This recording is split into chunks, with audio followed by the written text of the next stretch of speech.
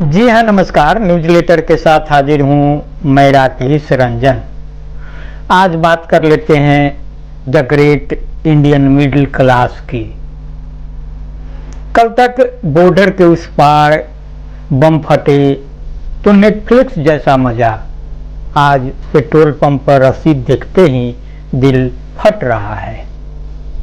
क्योंकि the great Indian middle class के drawing room में अब राष्ट्रवाद का रियल वार वर्जन चल रहा है, बिना स्किप इंट्रो बटन के। तो एयर इंडिया की फ्लाइट ने रनवे छोड़ने से पहले ही हमें भरोसे की रनवे पर क्रैश लैंड करा दिया। सब कुछ सिस्टम प्रूफ का बुलबुला पंचर। जांच कमेटियां बनेंगी, रिपोर्ट आएंगी न आएंगी, पर मिडिल क्लास के बैगेज टैग में एक नया फियर स्टिकर लग गया है, भरोसा नॉट फाउंड। तो कल तक ट्रेंडिंग हैशटैग था पीए को ले आओ। आज top Google search oil price से ईएमआई कैसे बचाएं। युद्ध रूम का स्टेडियम एंगल कैमरा नहीं है, जैव शास्त्र अर्थशास्त्र वाला middle class heart attack simulator है। महंगाई कुलाचे भरने को तैयार है, dollar index high jump mode में है और हमारा सैलरी स्लिप लिम्बो डांस खेल रहा है, नीचे और नीचे। तो हम चाहते हैं सेना करे स्प्रिंट, पीए को क्लाइंब करके चीन को भी चिल्लर समझे, साथ साथ हमारी सैलरी करे मैराथन, टैक्स स्लैब हो हाई जंप, तो रक्षा बजट सोशल स्पेंडिंग आपकी जेब की होल पंच डिस्प्ले। राष्ट्रवादी ओटीटी में सब्सक्रिप्शन फ्री है, लेकिन बिल भरना आपको ही पड़ेगा रुपए में, डॉलर के मूड स्विंग पर। तो नई इकोनॉमी कल्चर प्लस इंटरटेनमेंट, यानी वंचितों की भूख ऑफ शॉपिंग कार्ड ऑन। तो मिडिल क्लास वंचित विरोधी एंगल में अपग्रेड हो चुका है। सहानुभूति 4G outdated, EMI 5G unlimited. इसलिए युद्ध त्रासदी नहीं, सबसे पहले पर्सनल फाइनेंस क्राइसिस बन जाता है। लोकतंत्र आकांक्षा, कारपोरेट हित, नेतागण पब्लिक गैलरी में सेल्फी और कारपोरेट लॉबी में टीम मीटिंग। एयरफोर्स चीफ कह रहे आधुनिकीकरण धीमा है,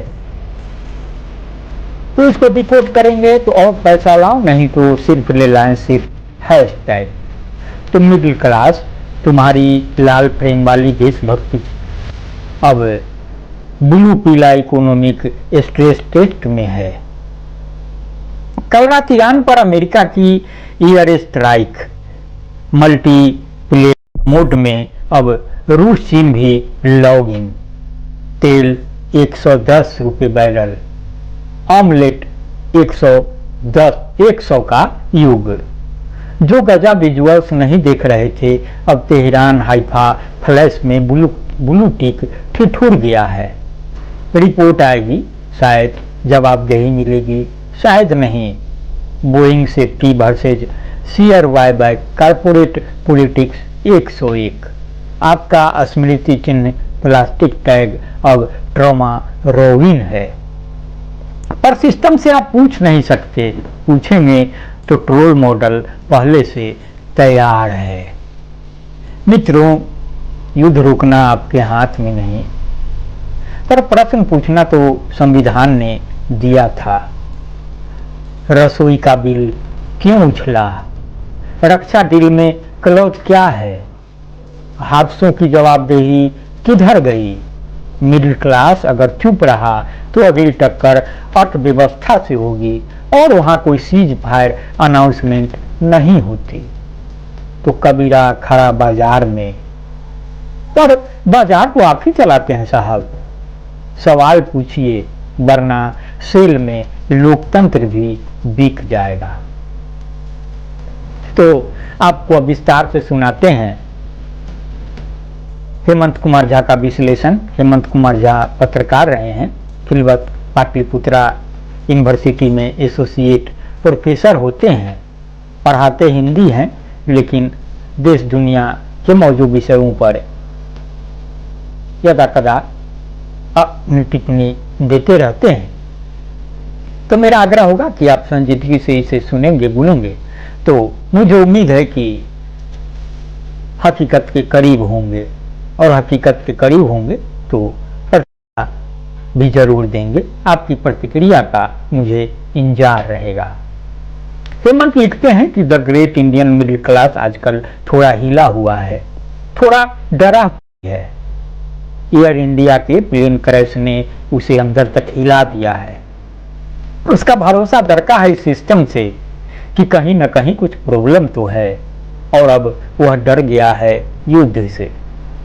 रूस यूक्रेन के बीच युद्ध, फिर भारत पाकिस्तान के बीच एयरफोर्स का जलवा दिखाने की होड़, और अब इजराइल ईरान का युद्ध।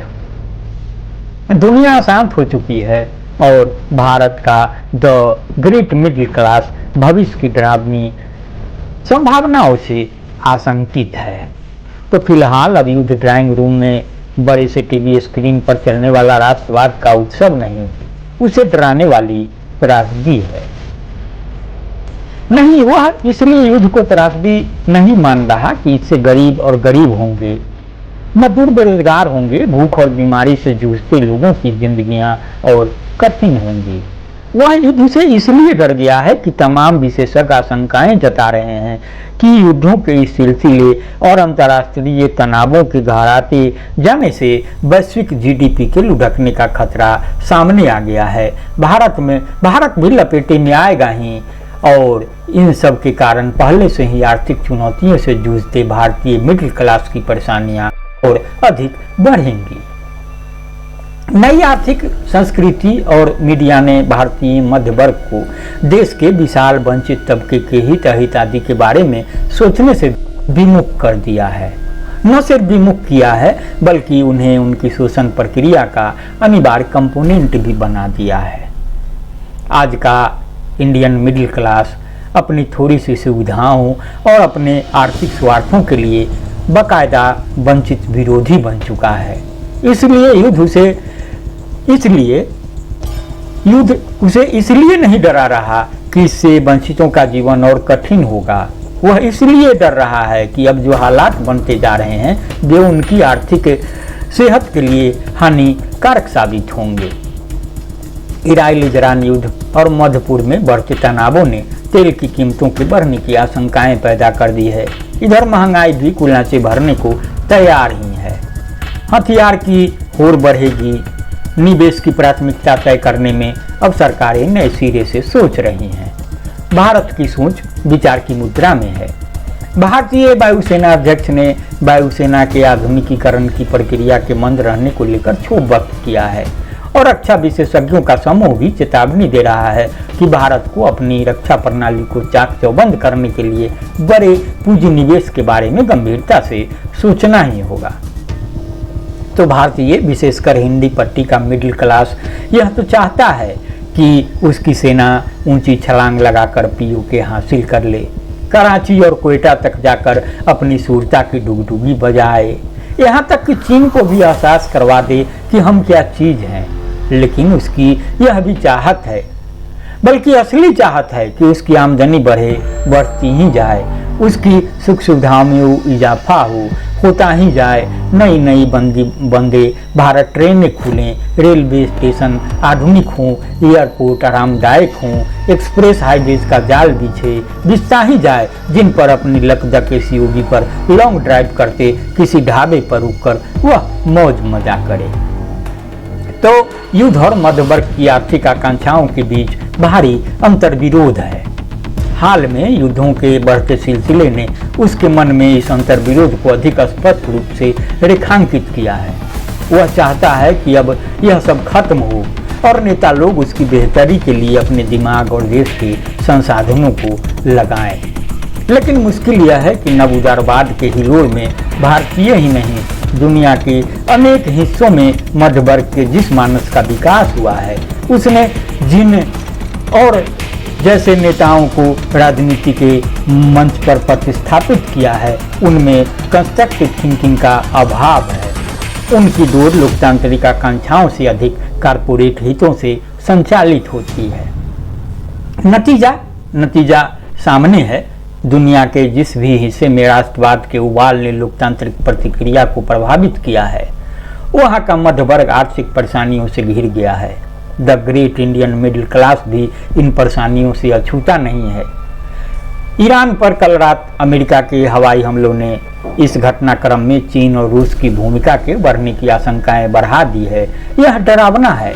जो लोग आधी रात को टीवी पर इस्लामाबाद पर भारतीय सेना का कब्जा और कराची की तबाही के फेक न्यूज और फेक विजुअल्स को देखकर अपने आरामदायक पलंग के अति आरामदायक गद्दों पर उछल रहे थे, उनके ब्लड प्रेशर को तो ट्रंप की सीज फायर की घोषणा ने लो कर दिया।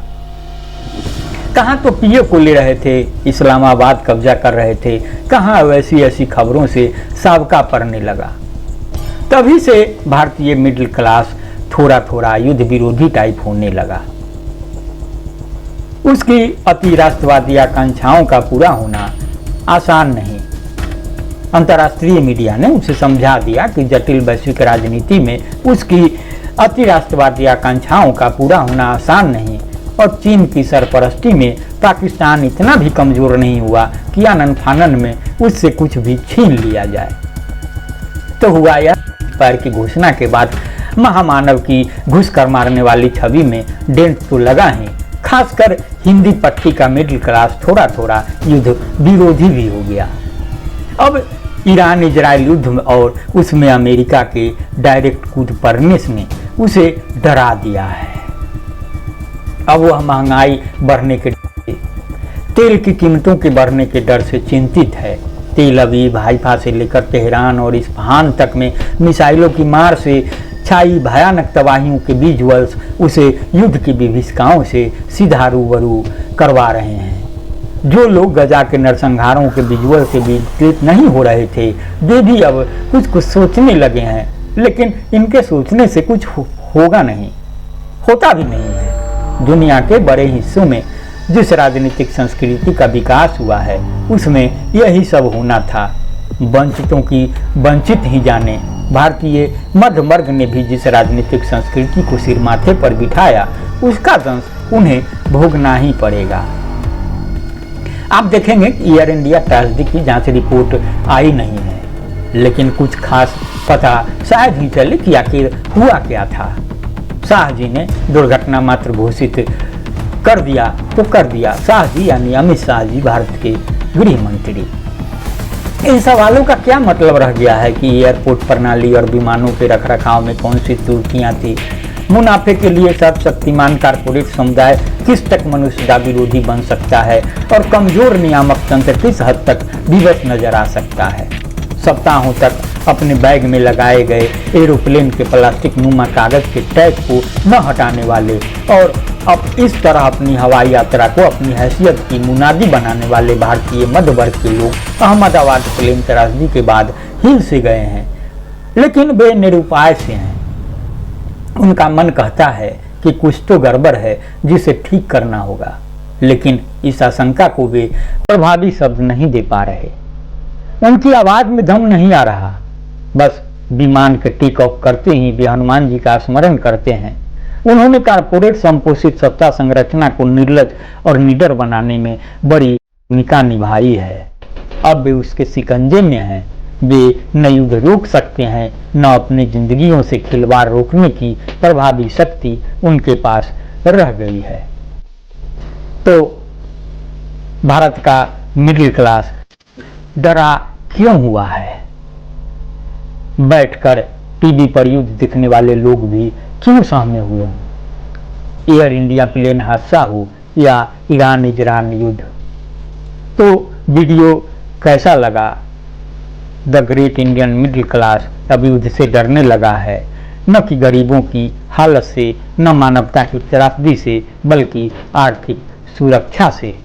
तो आप भी अपनी राय बताएं कि आप भी इस डर को कर रहे हैं। ये वीडियो सिर्फ खबर नहीं, आईना है। इसका मकसद आपको बाखबर रहना है। मैं बार बार कहता हूँ, मेरा स्लोगन भी है कि बेखबरी अच्छी नहीं, तो बेखबर रहिए सरोकारों से, उनसे आपका सीधा वास्ता है। मैं सरोकार से जुड़े विषय लेकर जल्द हाजिर होऊंगा। तब तक के लिए नमस्कार।